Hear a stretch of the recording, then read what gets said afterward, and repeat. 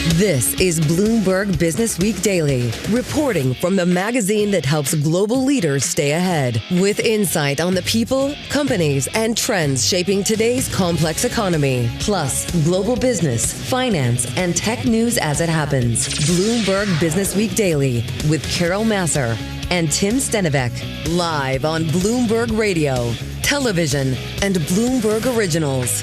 All right, everybody. Yes, indeed. We are across Bloomberg platforms. Carol Massar, Tim Stenivek, live in Bloomberg headquarters in New York City. And gotta say, wacky day bouncing around here on those major equity averages. However, just a hair higher on the S&P 500. Dow's up, NASDAQ 100, a gain of 0.9%.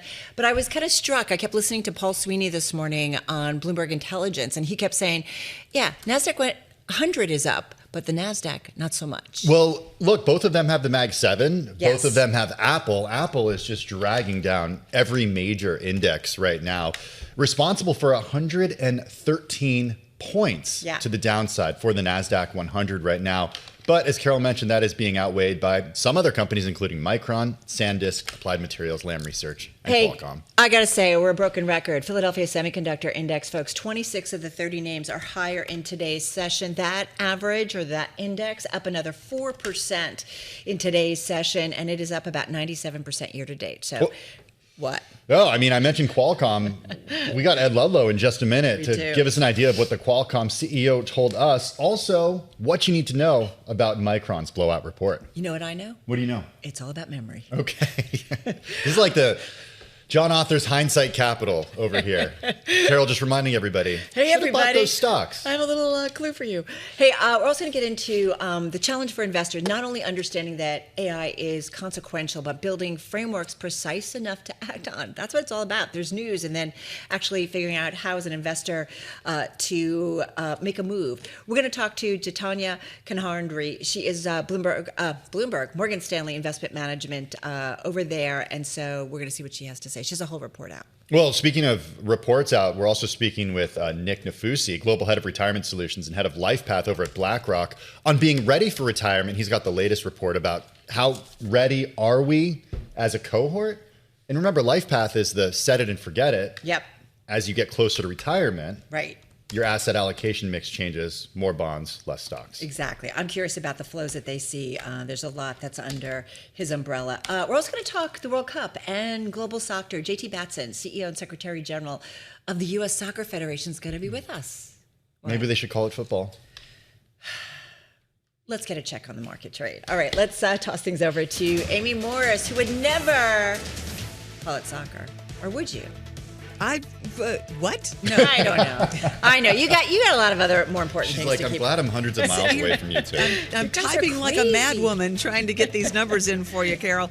A ship earlier today, about a little more than an hour ago, was hit by an unknown projectile in the Strait of Hormuz. Now, this happened just hours after several freighters turned around while they were attempting to cross the strait. This is all moving oil prices higher once again. WTI crude now up more than 2%, around $72 a barrel. Brent crude has topped $75 a barrel. It's up about 2%. Plus, there's this renewed wave of tech volatility that is gripping Wall Street. We check those markets for you all day long here at Bloomberg. The S&P 500 is down 0.1%. NASDAQ down 0.6%. The Dow is up about 0.1%. The 10-year Treasury yield at 4.39% and the 2-year yield at 4.12%. But look at Micron Technology. Those shares up 18% after the chip maker gave a stronger outlook than expected. Carol mentioned it earlier. Yep, all about memory. The Supreme Court has shielded Bayer from tens of thousands of claims that its Roundup herbicide should have been labeled as a cancer risk. That's a ruling that'll help end a decade-long flood of lawsuits that have already cost Bayer more than $10 billion. Shares up 19%. The Federal Reserve's preferred inflation gauge rose to a new 3-year high in May because of gas prices in part. PCE rose 4.1% last month from a year ago. That's the most since April of 2023. But if you take out food and energy, prices were 3.4% higher from last year. The economy grew at an annualized 2.1% pace in the first quarter, faster than previously estimated. Weekly jobless claims fell 12,000 last week to 215,000, another sign of a stable job market. For on-demand news 24 hours a day, subscribe to Bloomberg News Now wherever you get your podcasts. I'm Amy Morris. That's a Bloomberg Business Flash. Now back to Bloomberg Businessweek Daily with Carol Massar and Tim Stenivek. All right, Amy Morris, always on it. She's in for Charlie Pellet on this Thursday. We just want to quick rehash that headline that crossed. Again, this is coming from the Wall Street Journal that Iran attacked a Singapore flagship in the Strait of Hormuz, happening today. The Iran attack damaged the ship's bridge, but there were no casualties. Again, just a few headlines, but as Amy pointed out, looking at WTI crude futures, Tim, they're pretty much at their highs of this session now. They're up about 2.3% in the trade. So we are seeing certainly some pressure. Keep in mind, WTI today was down as much as 2%. So we've seen more than a 4.5% swing, and we're at our highs right now. We're at our highs, but we're still very close to those levels that we saw just leading into the war in February. Not quite below them as we were yesterday and earlier in the session, but moving not in the right direction right now, but hovering around that, $70 a barrel. And just a reminder that not all is complete or done when it comes to the U.S. war. There's still with U.S. assets in the region, and I don't think people will think it's complete until those assets are gone. All right, so we're going to keep an eye on that and bring you any more headlines as they are known. In the meantime, we got to go to what is really a dominant story for us. The world seems to be giddy again for semiconductors, especially memory chips. SK Hynix and Micron Technology have solidified the memory chip market as the hottest part of the AI industry with back-to-back announcements. Micron delivering sales and profit forecasts that shattered analyst estimates. Its shares are soaring as we speak. SK Hynix disclosed plans, Tim, for a blockbuster stock listing in the U.S. There's a lot going on. Also on the move, Qualcomm shares jumping. This after the company forecast annual sales of more than $15 billion from AI components and data centers by fiscal 2029. Chief Executive Officer Cristiano Amon said the use of AI is shifting to agents, specialist models that are good for specific sets of tasks, providing an opening for the type of tech his company provides. And earlier, Bloomberg Tech co-host Ed Ludlow, along with Romain Bostic, caught up with Qualcomm CEO Cristiano Amon. This is a different conversation. It's a different data center right now. This is about AI. But it's a valid question, right? So I will give you the same answer that I gave when we entered the automotive business, when we entered the industrial business, and everything that we have been doing to diversify the company. Those are fast-moving markets now, changing with technology. So where we really focus is not what the data center is doing today, but what the data center is going to be doing tomorrow. The data center is now moving to agentic. That's why you see CPU companies on the rise. You see demand on the rise. Good stuff there. Cristiano Amon, Qualcomm CEO, there with Romain Bostic, and of course the host of Bloomberg Tech, Ed Ludlow, who kindly is joining us right now from our bureau in San Francisco. Do you want to point out Qualcomm shares are up about 7%. They're off their highs of the session. Micron, we're going to get to that too. It's up about 17.5%. I think it's at an all-time high as we speak. Whoa, Ed Ludlow, where do we begin? Talk to us. Yeah, it's quite a lot. What do you think? Let's talk about Qualcomm. We just heard a snippet of the CEO. What's stood out for you?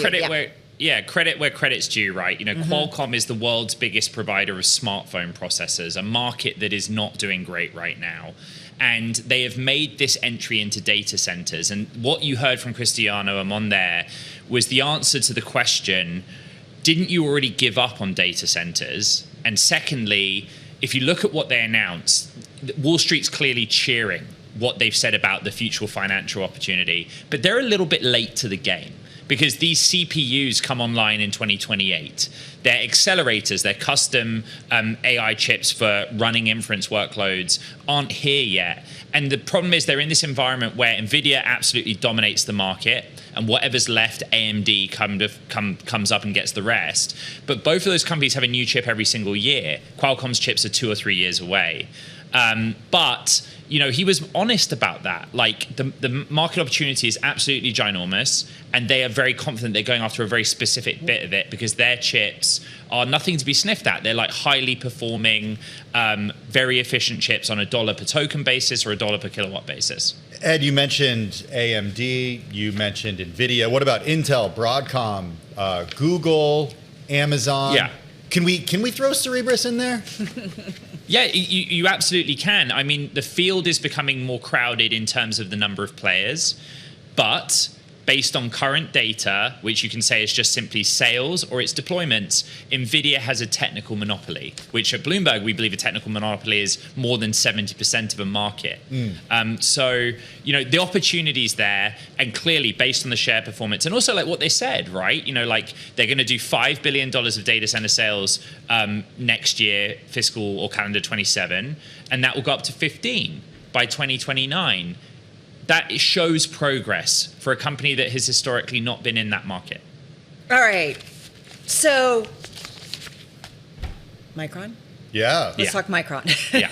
It was a thing that leading up to yesterday's results after the closing bell, every market guest that we had on said this is going to be really important. So what was so important about the results that has this stock, I think, at an all-time high as we speak?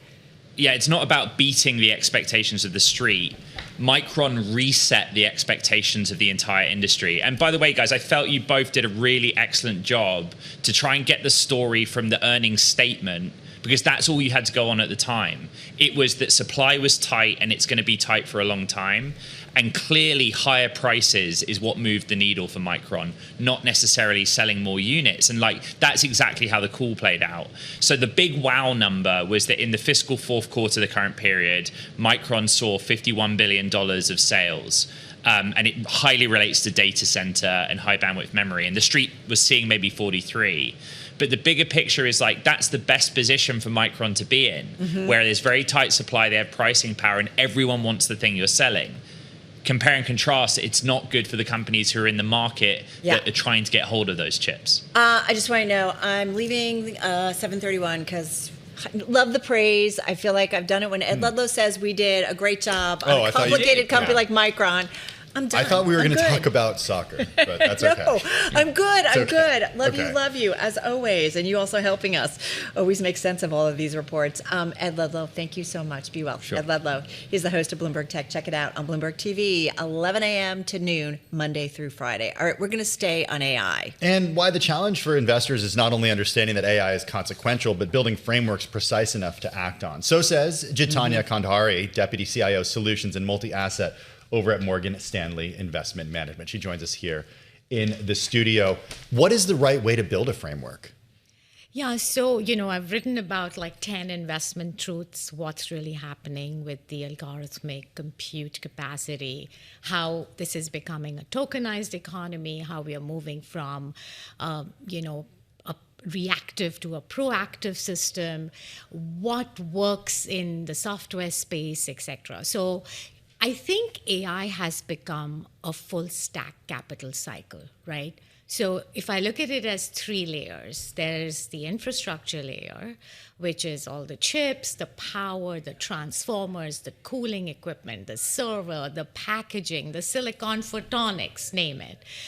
Then you have the models layer, right, which is the proliferation of models, the LLMs, that I think that's getting a little commoditized eventually. And then the application, which is both on the agentic side, software, and the physical side, which is autonomy.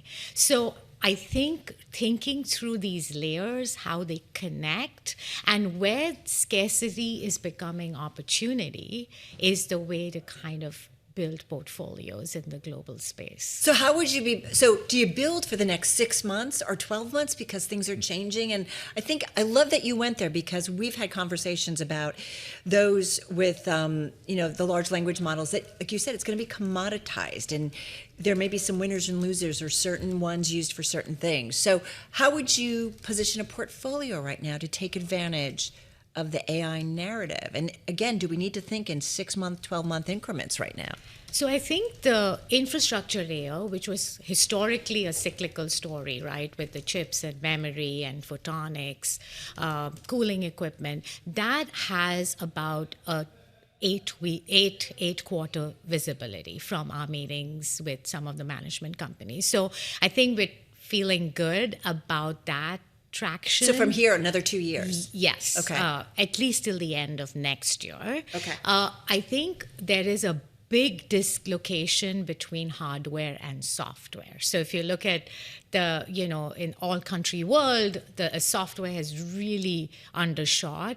And I think the 3 things, data, domain expertise, and distribution, will work for some software companies, for example, in the cyberspace and the enterprise space. So markets really not paying any attention to that. They're getting decimated, so we're building that. And we love pockets of the physical world, because when you start buying robotics and drones, you really don't want to buy the companies actually making the robots, but you want to buy the supply chain of those robots. What if you're not in tech? Or nobody's not in tech, but what if you're not all in on tech? I mean, are you making the argument that the only areas of growth for the market are in technology right now? Should investors get rid of everything else in their portfolio? No, which is why I started saying that AI is a full stack capital cycle. So there are industrials, of course, we know the power side, there's transformers that are in deficit. But all related to AI.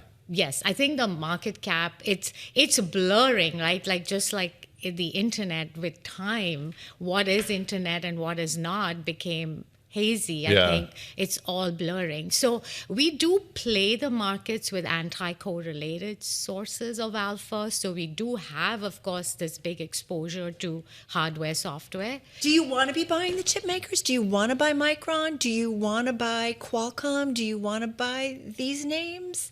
Because that is certainly, right, a big part of the infrastructure. Yeah, I think. Or are you thinking differently? With taking it a step further into the newer areas of AI, which is, say, physical AI, as I mentioned. So you mean you're talking about the robotics and that's... Yeah, so there are actuators and sensors. So I think we've held a lot of these companies and the chips, but we're kind of migrating to adding more exposure in the next capital cycle, which is coming in the physical world. You mentioned that cybersecurity is an area of software that is still attractive. We had the same conversation yesterday and the day before, because everyone's trying to figure out what the actual effect of AI will be on the software names that have just gotten so hammered over the last few months. Has that been warranted for those software names? No, the joke is earlier, the world said that software will eat the world, and now it's like AI will eat software. I don't agree. The famous Mark Andreessen 2011 essay, software will eat the world. Now AI is eating software. I think it's overdone. I don't think you can paint the software sector with the same brush,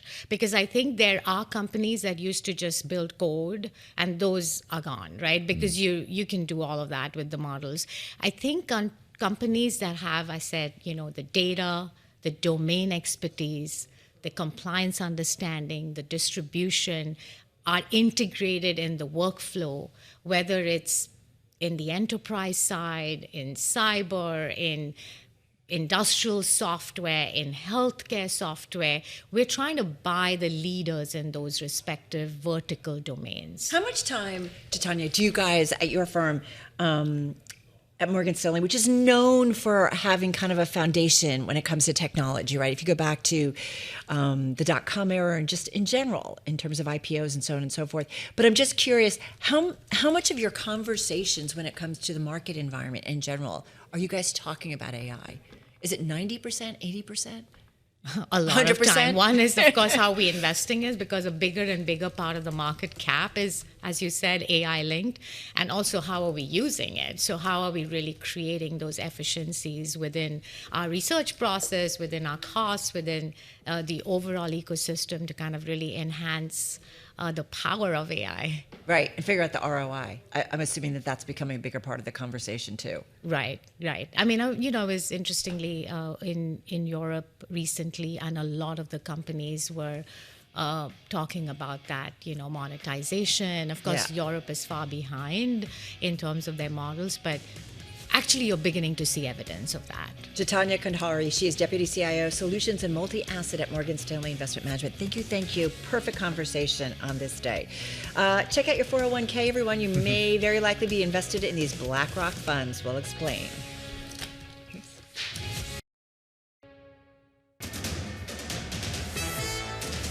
2:21 on Wall Street. I'm Amy Morris. The Wall Street Journal quoting two U.S. officials saying that Iran attacked a Singapore-flagged ship in the Strait of Hormuz.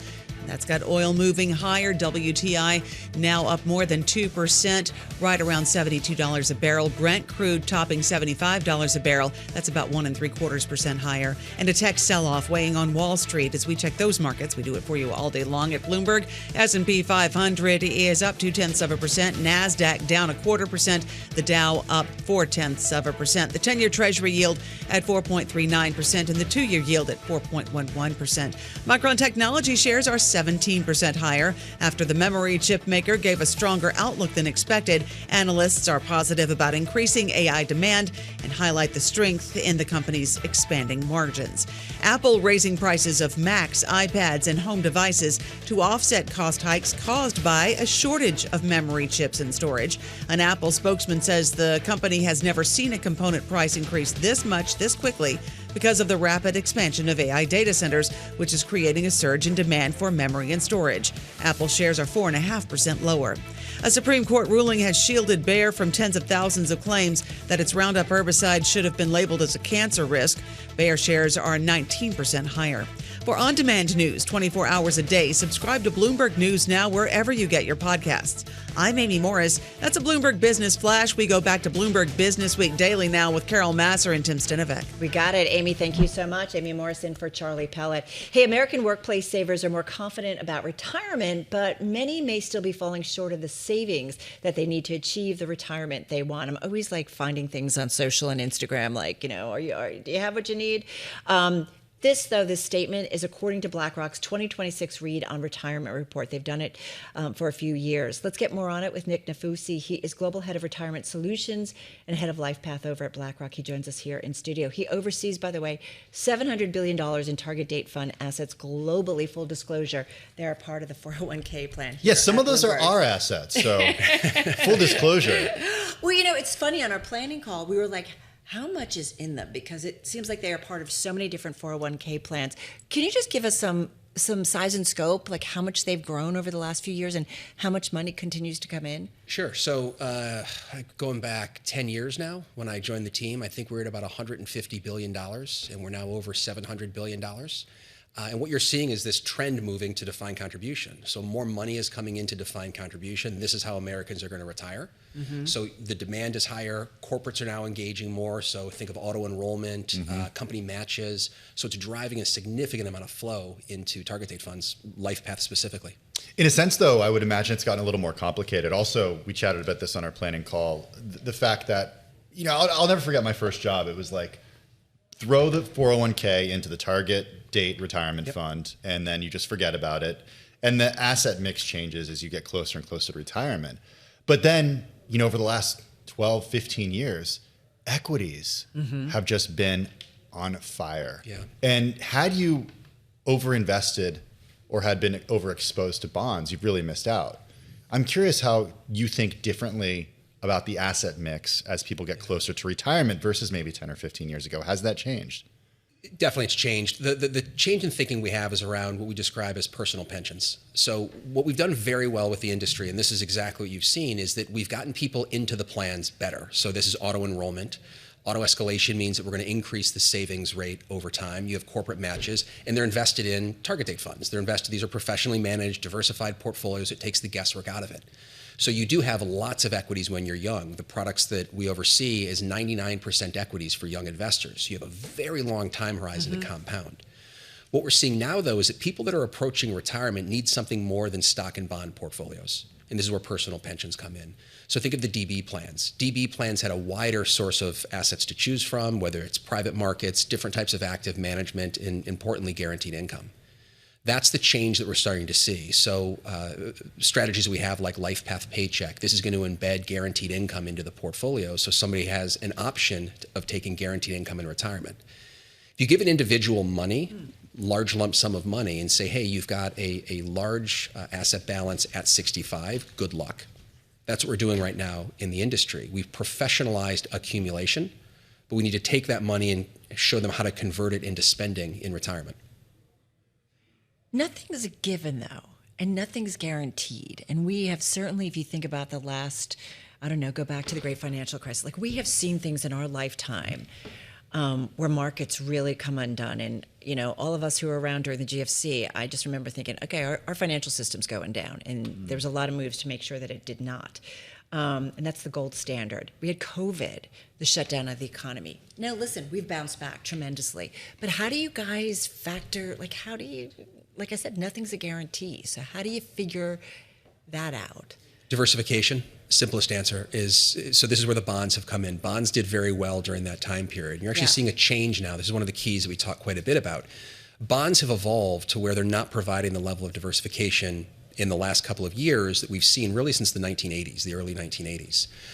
They've not offered the same level of portfolio protection to equities. So we all owned fixed income because they offset your equity volatility. We're getting a lot more demand now across our book for alternatives. And this is where we talk about guaranteed income, private markets. And one thing we don't talk enough about are things like liquid alternatives. These are liquid funds. Not everybody thinks alternatives in a retirement portfolio are a good idea, especially in the context of the challenges that we've seen in the private credit world of late. We've even had folks sitting right where you are saying it's a terrible idea to include this in retirement. These are products meant for sophisticated investors who understand what they're buying. And there's the concern that the stuff that will end up as an option isn't the best stuff. How would you respond to that? There's a couple of parts. First of all, it's the structuring is the issue. It's not the access point. You can access private markets specifically in 401k plans today, but it's about how do you structure them. So anyone can do it, or just accredited investors? There's some stipulations of how it works, whether it's in the core menu or whether it's in the brokerage window. What we're talking about, though, is within the target date fund, where we are professional investors. We are BlackRock. We have Aladdin tools. We have the tools to build the right structures. What we've looked at, though, is leveling the playing field between what's offered in defined benefit plans and in target date funds. So defined benefit plans are running about 20% private markets today. Now, we're not. This is a traditional pension for the few people who still have traditional pensions. Right. Okay. So they have those assets. So if you're in a pension plan, you have probably 20% of your portfolio in private markets. These are sophisticated portfolios. What we're advocating for is we want to be able to access those same investments. Now, we're not going to go from 0 to 20% overnight, but we need to expand the horizon of what we can do. Really, to your question about how do we evolve these portfolios differently, and this is the idea, again, of a personal pension. Right. How do we take those vehicles, put them into a target date fund? But this is the most important point, and I think this is missed. We have a benchmark. We have to manage to a benchmark. It's not a gross of fee benchmark. It's a net of fee benchmark that we have to hit. So we can't just bolt on private markets and hope things work out. It has to be about the outcome. And that's the change that you've seen in the markets now. We're much more focused on what is the outcome. And the outcome is getting to be more, how do I have certainty in retirement? I mean, if it doesn't work, people aren't going to put money in there. Absolutely. Essentially, right? It's as simple as that. What is the retirement scene? The good, the bad, and the ugly? Yeah, that people being confident about it, but not really being ready for it. Like, what is that point? So the point we're making is the confidence is quite high. It's one of the highest we've seen in confidence. One of the reasons for this is markets are going up. So when markets are going up, and people's confidence is going to be directly linked to their account balance. So if I look at my account balance, if it's higher today than when I looked at it last time, my confidence is probably higher. Guilty as charged. Anyway, that's why you just never look. That's the trick. There are times I don't look. But the hope is with the target date fund, with professional management, we will rebalance this. We will adjust the portfolios. So if there is a drawdown, we can make changes. But the question about the retirement readiness, what we're really charting there is what's the gap between being confident today, but being able to have enough money to have certainty in retirement. And that's the gap that we're seeing. It's not a huge gap, but it does exist. And we want to just continue to encourage people to save more money if they can. But importantly, go ahead, sorry. No, finish, please. We want your money to work harder for you. And this is where we start talking about alternative investments. This is where we talk about guaranteed income. There's things that we can do to make these products more efficient. We've learned all this from the traditional pension plans. We want to be able to incorporate those in, because telling somebody they need to save 5% more is not always a good conversation. What I wanted to ask you, and I think I was looking at some retirement stuff, is that increasingly, you're going to need to think about your healthcare coverage, right? Sure, there's government and so on, but it can be a nightmare. Are you increasingly thinking about that in terms of what a person's going to need in retirement? Like, how does that factor in? We refer to this phase as the retirement window. It's between the age of about 55 and 70, and this is when it really gets stressful for individuals. The numbers are pretty challenging. So about 2/3 of Americans say they want to work longer, and only about 1/3 of them end up working longer. When you dig into why, it's because their health, their spouse's health, or they lose their job. So that window, that 15-year window, is critical to understanding what choices do they have. How do we think about Social Security? How do we think about guaranteed income? And we've got to be able to position them in a way where they will have enough money in retirement, and what they're really looking for is that certainty. So it's all of it. How active are people, especially in times of volatility in markets, when it comes to the portfolios that they should, essentially all experts say, never touch it, don't change the allocation, set it and forget it, and just check on it every quarter? The recent data shows that people are not particularly active in target date funds. That's a good thing. It is a good thing. Because we get in our own way as humans. Right. Almost every study that we look at shows people in target date funds in general do better than people in the core menu, which is when they decide to do it themselves. The target date funds do the things that we know we're supposed to do. Diversification, asset allocation, rebalancing, that's what a target date fund does. Now, the one point that I would caution on, though, is that we've not seen a prolonged drawdown in the market for 16 or 17 years. And to me, it wasn't 08 that makes me nervous. It was we had 2000 to 2002, and then 7 years later, we hit 08. I'm just going to, if you have the Bloomberg terminal, just go look at the chart of the NASDAQ during that time, the S&P 500 during that time. There were a lot of years where things just went sideways. Yeah. Well, do you feel like this AI era could be similar to that? This is a much longer conversation than just whether the AI era is similar to that. It is. I think it is very different than that. I think what AI is doing is very different for a lot of different reasons. There's layers to the AI story. What is also different now is that we're investing differently today than we were 20 some years ago. So I started investing with my dad in the late 90s, buying IPOs on a payphone from my high school.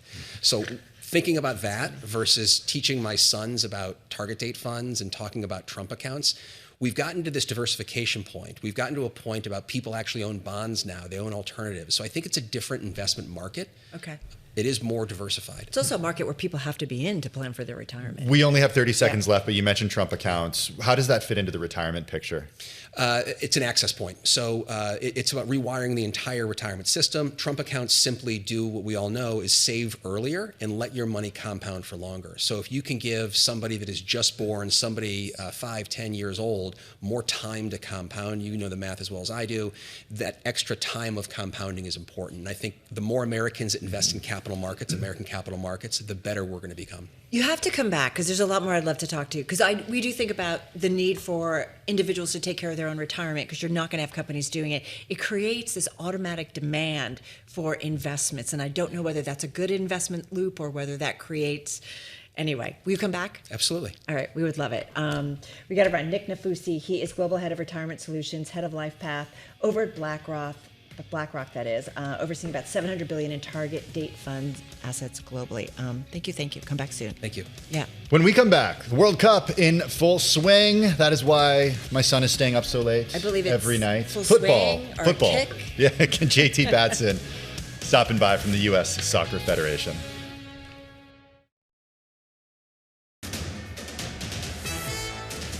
It's 2:40 on Wall Street. I'm Amy Morris. News that ships have been turned back by Iran at the Strait of Hormuz is now boosting oil prices. Maritime intelligence company Windward says Iranian authorities ordered at least 3 oil tankers transiting the strait to turn back. The Wall Street Journal quotes 2 U.S. officials saying that Iran attacked a Singapore flagship in the strait. That's got oil prices higher. WTI crude oil now up 2.4%, around $72 a barrel. Brent crude up 2.2%, topping $75 a barrel. A sell-off in mega caps overshadowing gains on Wall Street. We check those markets for you all day long at Bloomberg. The S&P 500 up 0.2%. NASDAQ down 0.25%. The Dow up 0.3%. The 10-year Treasury yield at 4.39% and the 2-year yield at 4.12%. U.S. consumer spending accelerated in May, even as prices rose at the fastest pace in more than 3 years, suggesting Americans may be powering through the fallout from the war. The The Fed's preferred measure of inflation, the PCE price index, rose 4.1% last month from a year ago. Excluding food and energy, those prices were up 3.4%. And a separate report shows the U.S. economy grew by 2.1% in the first quarter, faster than previously estimated. Weekly jobless claims fell 12,000 last week to 215,000. It's another sign of a stable job market. That has traders pulling back expectations for rate hikes at least a little bit. Traders are still pricing a quarter-point increase by the October meeting. They've reduced bets on a second hike in the first part of next year. The Supreme Court has sided with Bayer, the maker of Roundup weed killer, blocking thousands of lawsuits alleging it failed to warn users that the product could cause cancer. Bayer shares jumped 19%. For on-demand news 24 hours a day, subscribe to Bloomberg News Now wherever you get your podcast. I'm Amy Morris. That's a Bloomberg Business Flash. Now back to Bloomberg Businessweek Daily with Carol Masser and Tim Stenivek. All right, Amy, thanks so much. Hey, folks, not sure if you noticed, man, so much going on, but we are already 2 weeks in to this day when it comes to the World Cup, playing across the U.S., Canada, and Mexico. This is why you're so tired. You were up late watching Mexico last night. When? I wasn't. In Mexico City. That game, it was supposed to start at 8. It didn't start till 9. He's not such a big sports guy. Were you watching?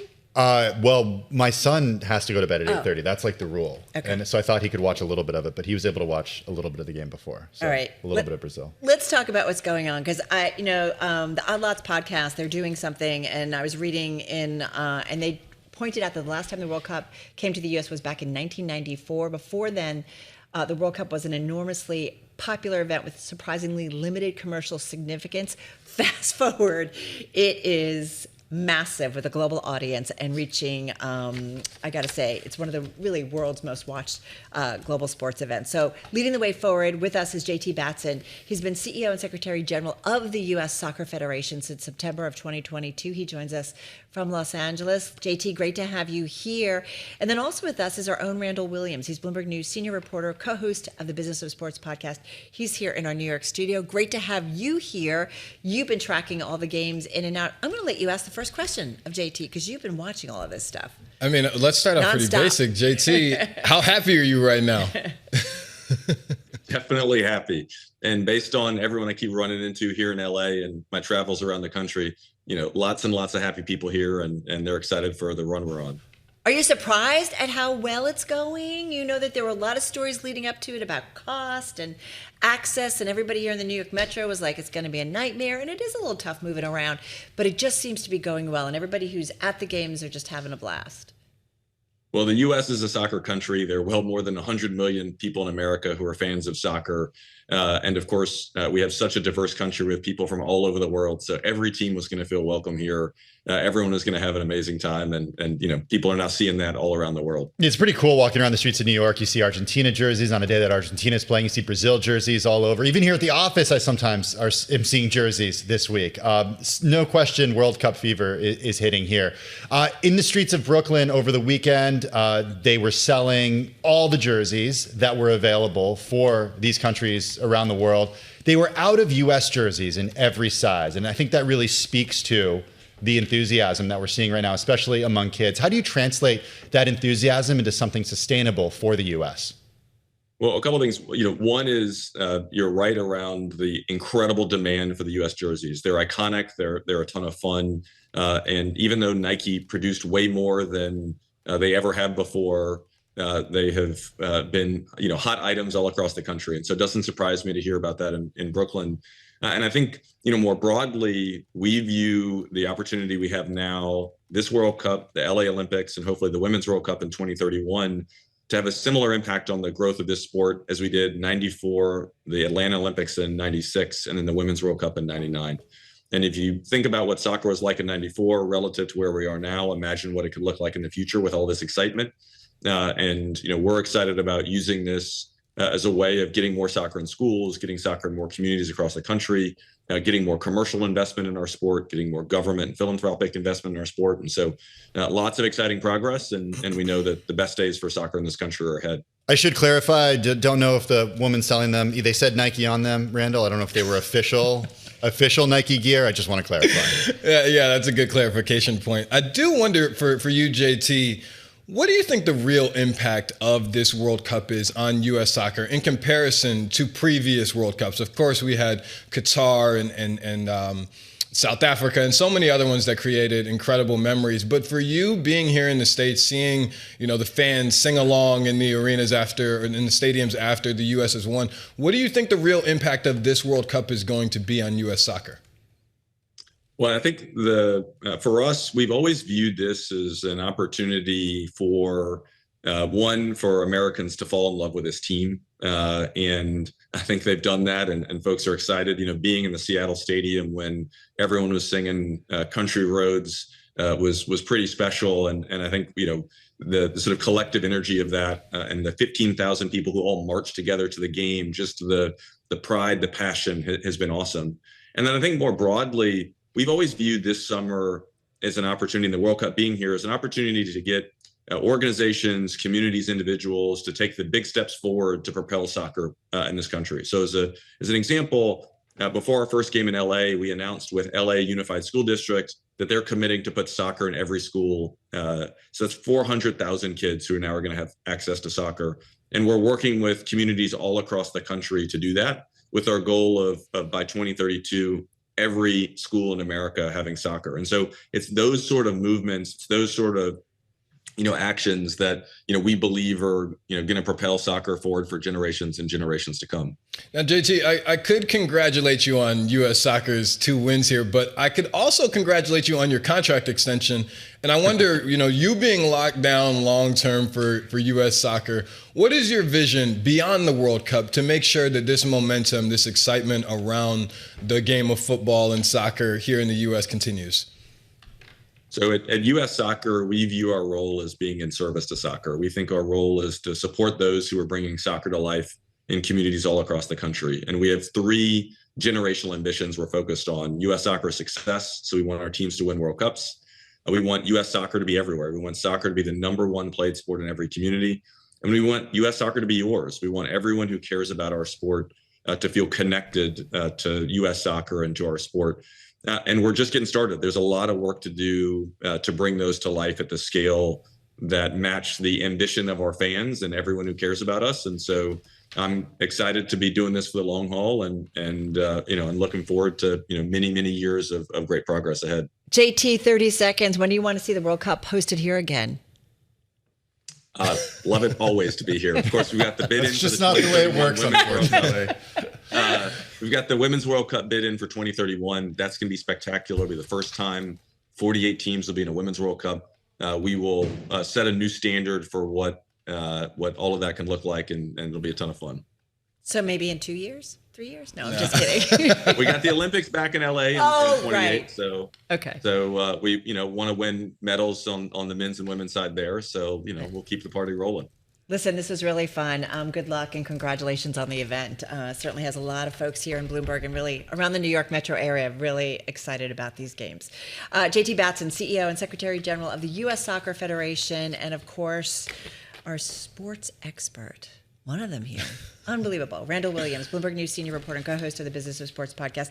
Highly recommend. He's done some reporting, Blue Owl, in advanced talks for a stake in the Cleveland Cavaliers. So check it out on the Bloomberg. Yeah, the size of that stake expected to be between 5% and 10%, with Sportico valuing the team at $4.86 billion.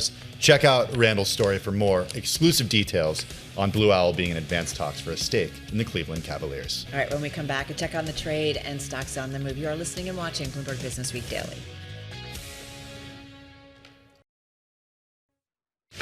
This is Bloomberg Businessweek Daily with Carol Masser and Tim Stenovec on Bloomberg Radio and Television. All right, woohoo, everybody. We are getting close to the last hour of trade on this Thursday. Interesting day, definitely off our best session highs, or our highs of the session. Let's try that again. But we're also off our lows of the session. But what does it mean? Just slightly higher on the S&P 500, up about 11 points. So that's a gain of about 0.1 of a percentage point. You've got the NASDAQ 100. It is moving ahead by 271 points, up 0.9 of a percent. But that average, too, was a lot higher earlier in the session. But A lot of it has to do with semiconductors. We've talked about Micron, we've talked about Qualcomm. We've definitely seen the semiconductor space outperform here. We have, but there's also underperformance, and that has to do with the Mag 7, where every name in the Mag 7 is lower today. Is it really? Yeah. Wow. Yeah. Or are they? I'm not gonna take Jess's thunder because she's gonna be talking about the most important one. Wait. I hope she's gonna be talking about. I know she is. Ooh, no pressure. I know she is. She would never not lead with this one.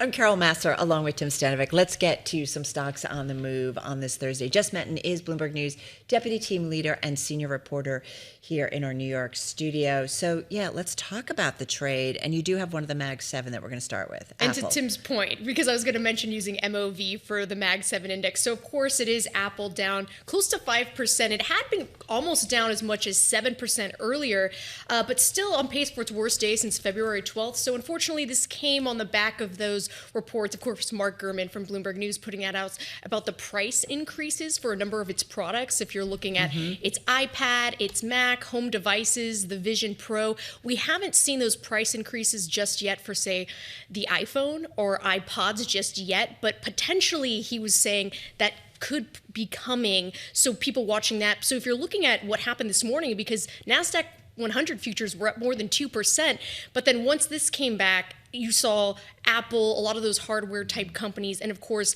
the majority of those Mag 7 stocks all lower at this point. But you're seeing kind of the opposite effect when it comes to memory and chip stocks. They're benefiting from that because the whole reason Apple did this was because of that shortage when it comes to memory chips. But you know what's so interesting? And when Tim Cook gave that interview to the Wall Street Journal a week ago, we were actually, you and I were flying to a remote. Apple shares surged because of the pricing power that many analysts thought Apple had. We're going to talk with Mark a little later in our program about this specific story and the products that it does affect. But if investors think that Apple has pricing power, then raising prices should be a boon and it shouldn't actually destroy demand. And typically Apple's one of those stocks where even on massive big sell-off days, sometimes you see that stock either flat or marginally higher just because of the cash reserves and the amount of buybacks that company still has. So obviously it's not a complete knock on the company, but when it comes to those price pressures and the whole macro inflation story that we constantly talk about, you're obviously seeing that stock giving up those gains today. But of course, chip and those memory stocks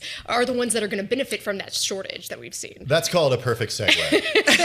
I was hoping you'd say that. To one of those companies that supplies stuff in the supply chain. Go to SanDisk, yes. if you will. So SanDisk, of course, the best NASDAQ 100 gainer, among the top gainers for the S&P 500 as well. So the ticker is SNDK, up 20% on pace for its best day since January 6th. So, of course, the insatiable demand for that AI infrastructure, that's why you're seeing this stock higher. But not just that, I can't fail to mention what happened with Micron Technology's earnings results after the bell yesterday.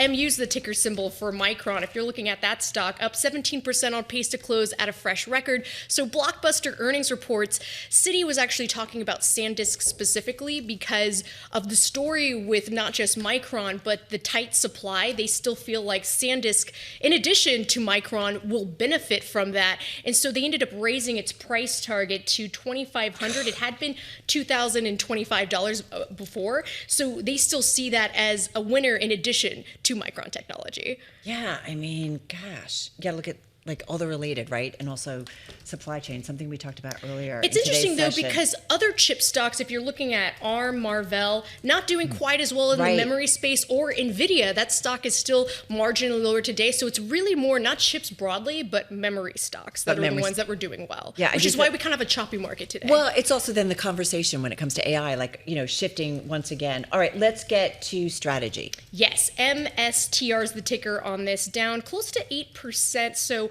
even though it'd be on pace for its worst day just since Wednesday, if you look on a monthly basis, this stock's down more than 45%. So formerly known as MicroStrategy, but that would be its worst month since 2002, just because there has been a number of pressure. And Tim talks about this on the crypto show, but obviously this is tied to Bitcoin and the bear market that Bitcoin has been on. This is a big supplier when it comes to that. And there's concerns among strategists as far as the dividend payments Strategy is going to have. There were some senior notes that basically they had to fund, and there's concerns about will they make those types of payments. And so in addition to that supplier, what's happening with Bitcoin, almost as low as 58,000 today. That's why you're seeing this stock, as well as Coinbase, Marathon Digital, other stocks tied to the crypto space, down a lot. But that monthly size and scope looks very painful. I mean, that's over 2 decades for a monthly basis for that stock. Yeah, shares of strategy down at the lowest, going back to February 26th of 2024. So that level's not seen in 2 years, giving up all those gains seen during this Trump administration. Pretty significant. All right, Jess, thank you so much. Jess Matton, she's Bloomberg News Deputy Team Leader and Senior Reporter. Check out our Stock Movers podcast, 5-minute episodes, big winners and losers in the stock market. You can find it on Apple, Spotify, or anywhere you get your podcasts.